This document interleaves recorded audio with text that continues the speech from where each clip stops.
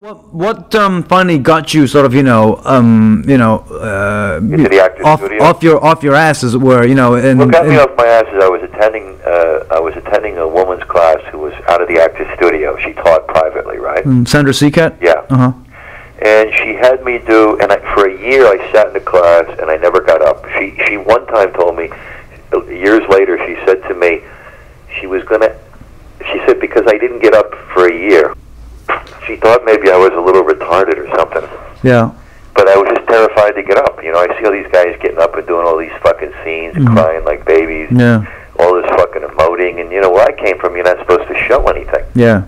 So it was a real conflict of my own fucking machismo. Yeah. And macho side that I didn't want to fucking get up there and fucking show anybody anything at all. Right. And the other side was just, I was ignorant. I didn't know my ass from the hole in the ground. Mm-hmm. And then finally one day she worked a lot with the sensory work, which she was especially good at. And she had me do a sensory on, she said, I want you to pick a place where you felt comfortable, where you feel really good, where you feel really special. And I want you to be in that place, and I want, what are you wearing? And so I picked the gym, the Fifth Street Gym, where I used to train with Ali. And that's Angela Dundee's old gym. Yeah. And I picked for that. It came into my head, and I remember I had a pair, and I remember I had I had 1 year saved up some money and gotten the same kind of white boxing shoes that Ali had. Right. And they had a little red and blue circle on them, some kind of emblem, Everlast emblem. Yeah.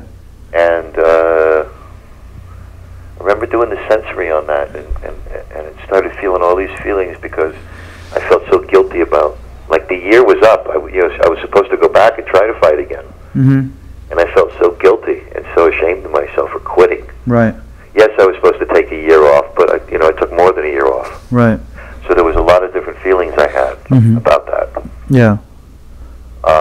And it all came back to you. It all came back to me, and I was able to put up some kind of, all of this overwhelming sensations came over me, and she said, okay, I want you to say that monologue that you've been working on. It was a thing I memorized from something. And I remember doing it, and she says, okay, now I want you to lace up your shoes. And so basically, that's what kicked the ball off. And then I started to, then I got it. Then I understood what it was about. It was about letting all the defenses down. Then I went, oh, okay. See, because I never studied in school. They passed me basically because I played sports. Right. So I never had to, stop it, come here!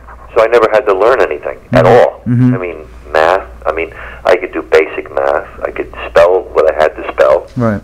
And I knew, I lived in the United States and there was 50-something countries or whatever. And that was good enough for me. But what would happen, though, because I used to tune out in class, is when Sandra would talk, right? Right. I would drift, and then I'd have to catch myself and go, wait a minute, I want to know this, I want to learn this. Right. But I had this terrible fucking problem of drifting. Right. So it took me extra long, it took me extra hard to study, which I did. I did more fucking scenes at the Actors Studio than anybody ever fucking did. And I don't give a fuck who you want to talk to. Yeah. I know I did.